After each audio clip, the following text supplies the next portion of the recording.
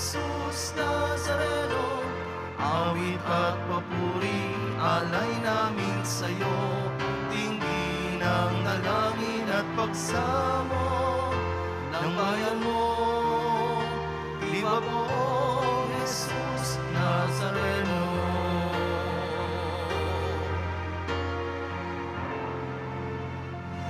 Sa ngalan ng Ama at ng Anak at ng Espiritu Santo, Amen. ang pagpapala ng ating Panginoong Hesukristo, ang pag-ibig ng Diyos Ama, at ang pakikipagkaisa ng Espiritu Santo, naway sumainyong lahat. At sumaiyo rin. Mga kapatid, tinipon tayo bilang kaanib na angkan ng Diyos, kaya dumulog tayo sa maawaing Panginoong nagpapatawad ng lubos. Sinugong tagapagpagaling sa mga nagsisisi, Panginoon, kaawaan mo kami. Panginoon, kaawaan mo kami. Dumating na tagapag-anyayang mga makasalanan ay magsisi, Kristo, kaawaan mo kami. Kristo, kaawaan mo kami. Nakaluklok ka sa kanan ng Diyos Ama para ipamagitan kami. Panginoon, kaawaan mo kami. Panginoon, kaawaan mo kami. Kaawaan tayo na makapangyarihang Diyos, patawarin tayo sa ating mga kasalanan at patnubayan tayo sa buhay na walang hanggan. Amen. Manalangin tayo. Ama naming makapangyarihan, ang iyong dakilang pagkamaawain ay nangingibabaw sa aming ginagawang kabutihan at idinadaing ng mga kahilingan. Ang kagandahang loob mo sa amin ay gawin mong mag-umapaw upang ang kasalanang ipinangangambang ihingi ng kapatawaran ng budhi naming takot na ikaw ay lapitan, ay iyong patawarin ng lubusan, at ang ipinag-aalangan naming hilingin sa pagdarasal ay iyong pagbigyang aming makamtan sa pamamagitan ni Jesucristo kasama ng Espiritu Santo magpasawalang hanggan. Amen. Magsiupo na po ang lahat. Pagbasa mula sa aklat ni Propeta Joel. Magluksa kayo at tumangis, mga saserdoteng naghahandog ng haing susunugin sa dambana ng Panginoon. Pumasok kayo sa templo at manatili roong magdamag na nakasuot ng sako. Walang trigo o alak na ihahandog sa dambana ng inyong Diyos. Iutos ninyo na mag-ayuno ang lahat. Tawagin ninyo ang mga tao upang sumamba. Tipunin ninyo ang matatanda at lahat ng tagahuda. Pumasok kayo sa templo ng Panginoon na inyong Diyos at sumamo sa Kanya. Malapit na ang araw ng Panginoon at magaganap ang pagkawasak na likha ng Kanyang kamay. Kalagim-lagim ang araw na yaon. Hipan ninyo ang trumpeta. Ibigay ang hudyat sa Siyon, sa banal na burol ng Diyos. Manginig ang lahat ng nananahan sa Huda. Dumating na ang araw ng Panginoon. Ito'y makulimlim at malungkot na araw. Madilim ang buong paligid. At lumitaw ang napakakapal na balang tulad ng paglaganap ng liwanag sa kabundukan kung nagbubukang liwayway. Hindi pa nangyayari ang ganito ng mga nakaraang panahon at hindi na mangyayari pang muli. Ang salita ng Diyos. Salamat sa Diyos. Makatarungang paghatol ang igagawad ng poon. Makatarungang paghatol ang igagawad ng poon. O Panginoon ko, buong puso kitang pasasalamatan. Ang kahangahangang ginawa mo poon, aking isasaysay. Dahilan sa iyo, ako ay aawit na may kagalakan. Pupurihin kita, Panginoon, naming kataas-taasan. Makatarungang paghatol ang igagawad ng poon. Iyong hinatulan, yaong mga hentil at mga balakyot. Alaala nila sa balat ng lupay, pinawi mong lubos. Itong mga hentil, nahulog sa hukay na ginawa nila. Sa kanilang bitag na umang sa akin, ang nahuli sila. Makatarungang paghatol ang igagawad ng poon. Dapat kilalaning haring walang hanggan itong Panginoon. Kanyang itinatag yaong kanyang trono upang doon humatol. Ang pamamahala niya sa daigdig, pawang naaayon sa makatarungan niyang pagpapasya bilang isang hukom. Makatarungang paghatol ang igagawad ng poon. Magsitayo po ang lahat.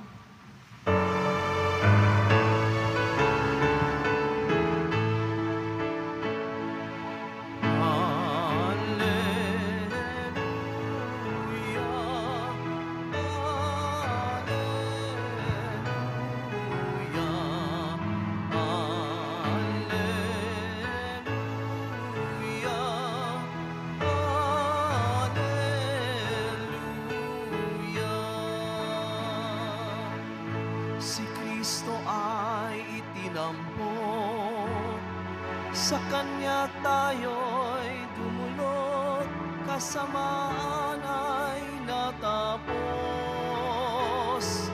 Alleluia,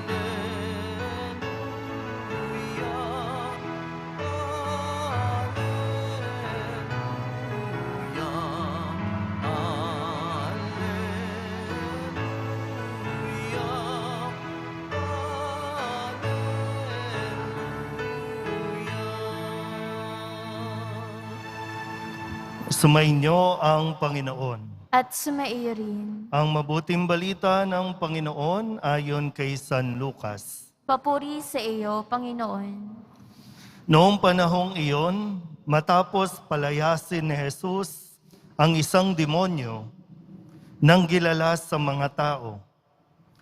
Ngunit may ilan sa kanila ang nagsabi, si Beelzebul na prinsipe ng mga demonyo ang nagbigay sa kanya ng kapangyarihang magpalayas ng mga demonyo. May iba namang nais siyang subukin, kaya't nagsabi, magpakita ka ng kababalaghang magpapakilala na ang Diyos ang sumasa iyo. Ngunit batid ni Jesus ang kanilang iniisip, kaya't sinabi sa kanila, babagsak ang bawat kahariang nahahati sa magkakalabang pangkat at mawawasak ang mga bahay roon. Kung maghimagsik si Satanas laban sa kanyang sarili, paano mananatili ang kanyang kaharian? Sinasabi ninyong nagpapalayas ako ng mga demonyo sapagkat binigyan ako ni Beelzebul ng kapangyarihang ito. Kung ako'y nagpapalayas ng mga demonyo sa pamamagitan ni Beelzebul, sino naman ang nagbigay ng kapangyarihan sa inyong mga tagasunod na makagawa ng gayon? Sila na rin ang nagpapatunay na maling-mali kayo. Ngayon, kung ako'y nagpapalayas ng mga demonyo sa pamamagitan ng kapangyarihan ng Diyos, nangangahulugang dumating na sa inyo ang paghahari ng Diyos. Kapag ang isang taong malakas at nasasandatahan ay nagbabantay sa kanyang bahay, malayo sa panganib ang kanyang ari-arian. Ngunit kung salakayin siya at talunin ng isang taong higit na malakas, sasamsamin nito ang mga sandatang kanyang inaasahan at ipamamahagi ang ari-ariang inagaw. Ang hindi panig sa akin ay laban sa akin, at nagkakalat ang hindi tumutulong sa aking mag-ipon. Kapag lumabas na mula sa tao ang isang masamang espiritu, ito'y gumagala sa mga tigang na lugar at naghahanap ng mapagpapahingahan. Kung walang matagpuan, ay sasabihin nito sa sarili, Babalik ako sa bahay na aking pinanggalingan. Pagbabalik ay matatagpuan niyang malinis na ang bahay at maayos. Kaya lalabas siyang muli at magsasama ng 7 pang espiritong masasama kaysa kanya. At papasok sila at maninirahan doon. Kaya't sumasama kaysa dati ang kalagayan ng taong iyon. Ang mabuting balita ng Panginoon. Pinupuri ka namin, Panginoong Heso Kristo. Magsiupo na po ang lahat. Isang magandang araw po sa inyong lahat. Palapakan natin ang Poong Jesus Nazaret. At hindi natin pwedeng alisin ang mensahe ng Poong Jesus Nazareno para sa ating lahat. Dahil alam ng Diyos ang paghihirap na ating nararanasan, alam ng Diyos ang hirap mo, alam ng Diyos yung mga hinaing mo, at gustong iparating sa atin na tutugunin na ng Diyos ang ating mga panalangin, pero kailangan mo lang din talagang magdesisyon. Magdesisyon ng tama, magdesisyon ayon sa pinaninindigan ng Poong Jesus Nazareno. Hindi pwedeng pag dito, para sa Poong Nazareno, pag lumabas tayo, iba na naman yung ating paninindigan. Pumili tayo ng mga kapanalig ng Poong Jesus Nazareno. Pumili tayo ng mga kumakampi sa Poong Jesus Nazareno. Yung kumakampi sa Diyos. Kasi dito po, balikan natin ha. Ang dahilan o layunin, misyon ng Poong Jesus Nazareno, kung bakit siya naging tao, ipinadala dito para makapiling natin, para tayo palayain sa pangaalipin, pagpapahirap ng demonyo. Sa paraan na tayo po ay nauudyukan, tinutukso na gumawa ng masama at lahat ng masamang gawain, labag at nakakasakit sa damdamin ng Diyos. Gusto tayong tulungan ng Diyos. Kaya naririto ang Poong Jesus Nazareno. Malinaw po ba? Pumalakpak nga po yung nalilinawan naman.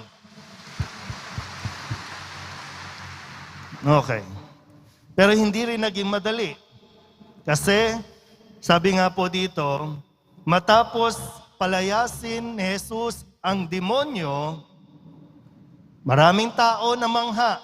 Wow, ang galing. Talagang ito ang Savior. Pero mayroong mga tao na nagsasabing, kaya lang naman niya nagawa kasi kakuntsaba niya yung demonyo eh. Nag-usap na yung dalawang yan eh. No, scripted yan. Kaya yan nakapagpalayas ng demonyo dahil kay Beelzebul, yung prinsipe ng demonyo. Yung iba naman, nandoon din para subukin pa rin siya. Hindi pa rin kumbinsido. Ayaw pa rin siyang tanggapin. Pero si Jesus, malinaw sa kanya na kaya siya nakakapagpalayas ng demonyo dahil sa kapangyarihang ipinagkaloob sa kanya ng Diyos Ama. Hindi ng demonyo, kundi ng Diyos Ama. Ang kanyang katungkulan, ang kanyang posisyon, ang kanyang kapangyarihan ay galing sa Diyos. Pero yung realidad po na kailangan natin maintindihan at kailangan natin patuloy na manindigan yung bang sa mga panahon na kahit mabuti ang ginagawa mo, may mga tao talagang hindi matutuwa sa kabutihang nagagawa mo. Kasi may mga tao na insecure, may mga tao na gusto nila sila dapat yung napupurihan, sila dapat yung nababanggit ang pangalan. Kaya lahat gagawin nila para panghinaan ka, para siraan ka, hanggang sa bumagsak ka. Hindi ka tatantanan yan. Hindi ka titigilan ng demonyo hanggat hindi ka lumuluhod sa demonyo. Pero sa Diyos lang tayo. Sa poong Jesus Nazareno lang tayo dapat lumuluhod o nagpapasakop. Pero dito, alam naman din ng Diyos, no? Magkakaroon talaga ng division. Hangad ng Nazareno, magkaisa tayo. Okay? Alam ng Nazareno. Dahil nasa pagkakaisa natin, ang susi sa problema natin, sa pagkakaisa natin, diyan ang susi, yan ang lulutas para matapos itong ipinagsisigawan natin na bata pa lang ako hanggang ngayon, puro na lang iahon sa kahirapan. Dumidede pa lang ako, yun na yung naririnig ko. Pero ayaw natin magkaisa. Pero muli, ngayon, hindi tumitigil ang poong Jesus Nazareno na magdesisyon tayo tungo sa pagkakaisa. Well, given, kung ayaw, okay, umiwalay ka. Pero kung gusto mo, manatili tayo sa poong Jesus Nazareno kahit anong pambabatikos, kahit anong paninira, kahit anong paghihirap ang ating maranasan, ito ang pinaninindigan natin. Kakampi ako ng poong Jesus Nazareno. Hindi dahil, no, pag kumampi ako sa Kanya, yayaman ako. Pag kumampi ako sa Kanya, giginhawa ako. Hindi yun yung motivation natin. Dahil lahat ng kakampi ng poong Jesus Nazareno, ang gantimpalang naghihintay ay pagkatapos ng buhay na ito. Kaya nawa, no? Sa atin pong, maging mapagmasid din po tayo, ha? Siyempre, deboto tayo, meron din tayong responsibilidad sa lipunan. Hindi lang pwedeng tayo lang. Ay, hindi pwedeng kontento na ako deboto ako, okay na ako, padasal-dasal, okay na, wala akong pakialam sa kanila. Hindi ganon. Makiisa tayo sa mga gumagawa ng mabuti, sa mga may intensyon maging mabuti ang bayan natin. Pumili tayo. Ulitin ko po. Pumili tayo ng kakampi at gustong kumampi sa poong Jesus Nazareno. Yun lang yung magiging, parang alam nyo, yung sinasagot naman ng Nazareno yung kahilingan natin . Kaya huwag tayong kakampi doon sa magdasal tayo ng mabuti para hindi tayo madaig ng anumang panunukso. Amen?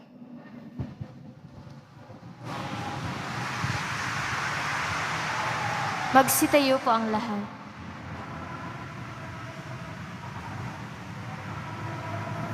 Minamahal ko mga kapatid, natitipon kay Kristong lumulupig sa lahat ng kasamaan. Lumapit tayo sa Ama ng may pananalig, dala ang ating idinadalangin mithiin.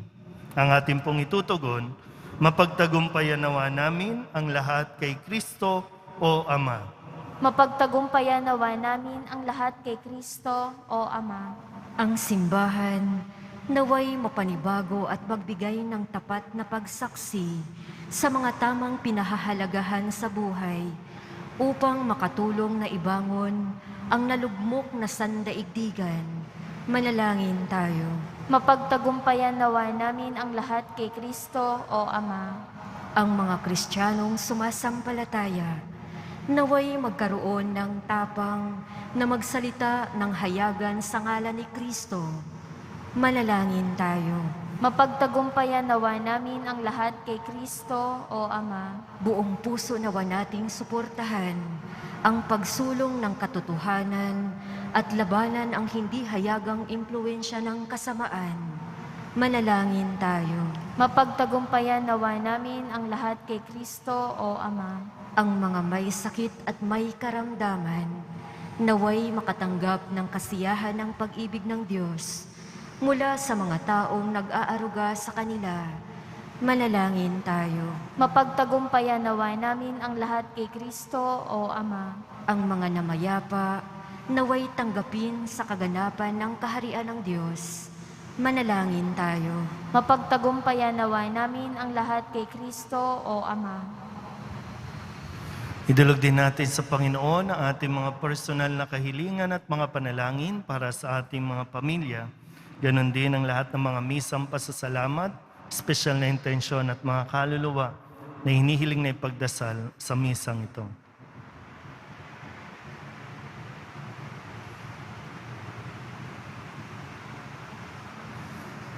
Ang lahat ng ito inihiling namin sa ngalan ni Kristo, aming Panginoon. Amen. Magsiupo na po ang lahat.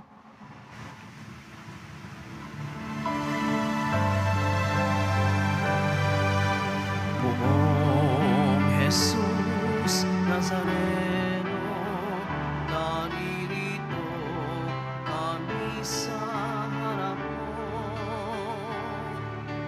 Alak at tinapay, alay namin sa'yo, mula sa tangkay ng ubas at lutin ng trigo, upang maging dugo't katawan mo.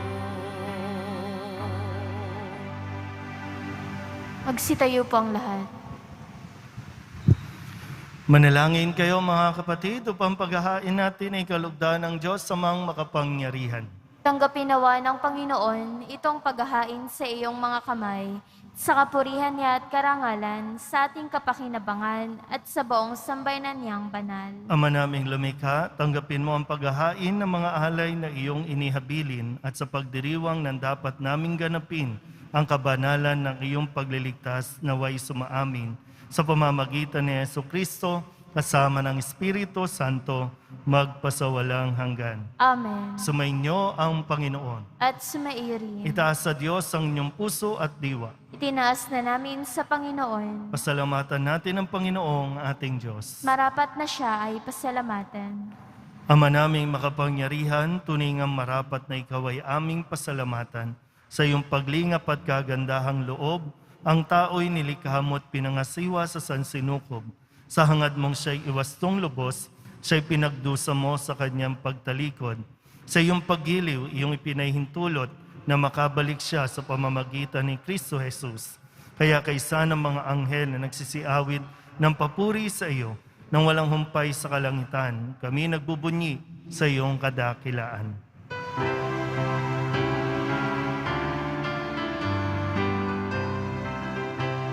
Banal ka, buong may kapal, banal ang iyong pangalan, banal ang iyong kaharian, langit lupa'y nagpupugay sa iyong kadakilaan, tinadakila ang lahat, ang naparito mong anak, na siyang nagulat sa bulat, sa bilay ay nagpalakan, at nagiramay sa lahat. Magsiluhod po ang lahat. Ama naming banal, ikaw ang bukal ng tanang kabanalan. Kaya't sa pamamagitan ng iyong Espiritu, gawin mong banal ang kaloob na ito upang para sa aming maging katawan at dugo ng aming Panginoong Hesukristo. Bago niya pinagtiis ang kusang loob na maging handog, inawakan niya ang tinapay, pinasalamatan kaniya, pinaghati-hati ni iyon, iniabot sa kanyang mga alagad at sinabi, tanggapin ninyong lahat ito at kanin, ito ang aking katawan na ihahandog para sa inyo.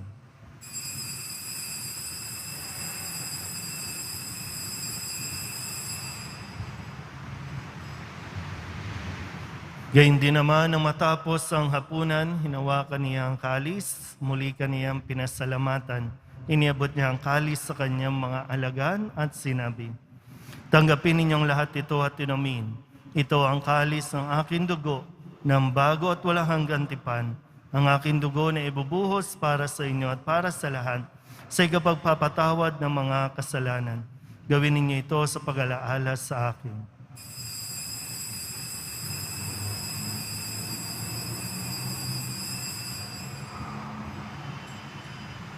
Magsitayo po ang lahat. Ipagbunyi natin ang misteryo ng pananampalataya. Si Kristo'y namatay, si Kristo'y nabuhay, si Kristo'y babalik sa wakas ng panahon. Ama, ginagawa namin ngayon ang pag-alaala sa pagkamatay at muling pagkabuhay ng iyong anak, kaya tiniaalay namin sa iyo ang tinapay na nagbibigay buhay at ang kalis na nagkakaloob ng kaligtasan. Kami napapasalamat dahil kami iyong minarapat na tumayo sa harap mo para maglingkod sa iyo. Isinasamo namin kami magsasalo-salo sa katawan at dugo ni Kristo ay mabuklod sa pagkakaisa sa pamamagitan ng Espiritu Santo. Ama, lingapin mo ang iyong simbahang laganap sa buong daigdig. Puspusin mo kami sa pag-ibig kaysa ni Francisco na aming Papa at ni Jose na aming Obispo at ng Tanang Kaparian. Alalahanin mo rin ang mga kapatid naming nahimlay na may pag-asang sila'y muling mabubuhay, gayon din ang lahat ng mga pumanaw. Kawaan mo sila at patuloyin sa iyong kaliwanagan. Kawaan mo at pagintapating kaming lahat na makasalo sa iyong buhay na walang wakas. Kaysa ng mahal na Birhen Maria na Ina ng Diyos, ng kabiyak ng puso niyang si San Jose. Kaysa ng mga apostol at ng lahat ng mga banal na namuhay dito sa daigdig ng kalugod-lugod sa iyo, may pagdiwang nawa namin ng papupuri sa ikararangal mo sa pamamagitan ng iyong anak na aming Panginoong Hesus Kristo.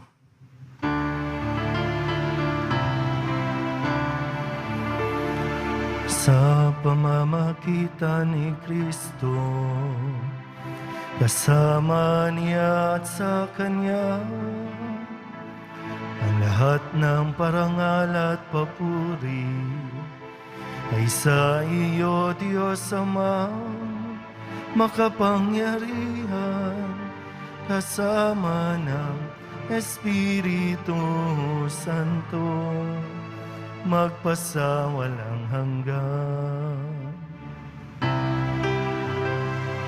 Amen, amen, amen, amen. Buong kababaang loob tayong tumawag sa ating Panginoon ng Ama namin. Ama namin, Sumasalangit ka, sambahin ang ngalan mo, mapasa amin ang kaharian mo, sundin ang loob mo dito sa lupa para nang sa langit. Bigyan mo kami ngayon ng aming kakanin sa araw-araw, at patawarin mo kami sa aming mga sala, para nang pagpapatawad namin sa nagkakasala sa amin, at huwag mo kaming ipahintulot sa tukso, at iadya mo kami sa lahat ng masama. inihiling namin kami iadya sa lahat ng masama, pagkalooban ng kapayapaan araw-araw, iligtas sa kasalanan, at ilayo sa lahat ng kapahamakan, samantalang aming pinananabikan ang dakilang araw ng pagpapahayag ng tagapagligtas naming sa Hesus Kristo.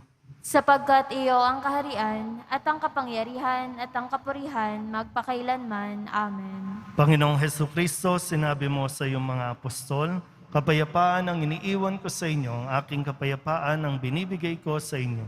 Tunghayan mo ang aming pananampalataya at huwag ang aming mga pagkakasala.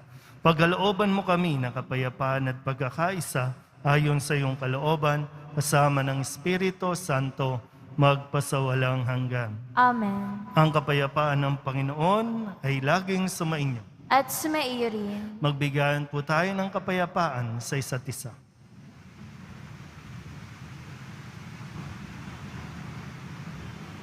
Kordero ng Diyos na nag-aalis ng mga kasalanan ng sanlibutan, maawa ka sa amin. Kordero ng Diyos na nag-aalis ng mga kasalanan ng sanlibutan, maawa ka sa amin. Kordero ng Diyos na nag-aalis ng mga kasalanan ng sanlibutan, ipagkaloob mo sa amin ang kapayapaan. Magsiluhod po ang lahat. Ito ang kordero ng Diyos. Ito ang nag-aalis ng kasalanan ng sanlibutan. Mapalad ang mga inaanyayahan sa kanyang piging. Panginoon, hindi ako karapat-dapat na magpatuloy sa iyo, ngunit sa isang salita mo lamang ay gagaling na ako.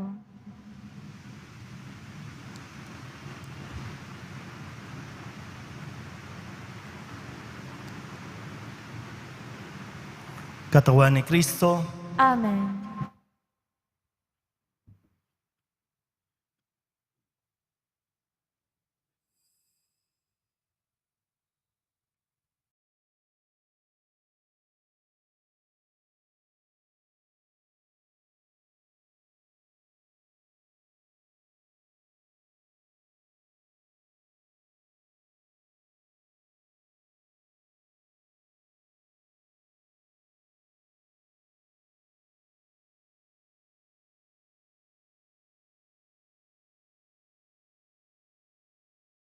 manalangin tayo. Ama naming mapagmahal, ipagkaloob mong sa pagsasalo namin sa pagkahit inuming banal, kami ay maging katawan ni Kristo na aming pinakinabangan sa pamamagitan niya kasama ng Espiritu Santo magpasawalang hanggan. Amen. Sumainyo ang Panginoon, At sumairin. manalangin tayo para sa pagbabasbas. Mahal na poong Jesus Nazareno, inihayag mo sa pamamagitan ng krus ang walang maliw na pag-ibig ng Diyos sa sangkatauhan. Pakinggan mo ang tumamo sa iyo. Makamtanawa nila ang inyong katugunan at tanggapin ang kasagutan na may utang na loob na tinatanaw. Basbasan din po ninyo mga daladala nilang mga imahen at dasalan. Sa pamamagitan ng bendisyon na ito, naway maalala nila ang mga pangako na ikaw ang kanilang ibigin at paglilingkuran bilang Panginoon magpasawalang hanggan. Amen. At pagpalain kayo ng makapangyarihang Diyos, Ama at Anak at Espiritu Santo. Amen.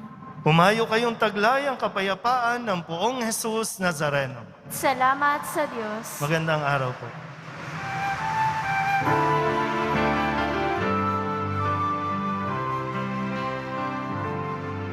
Nuestro Padre Jesús Nazareno, sinasamba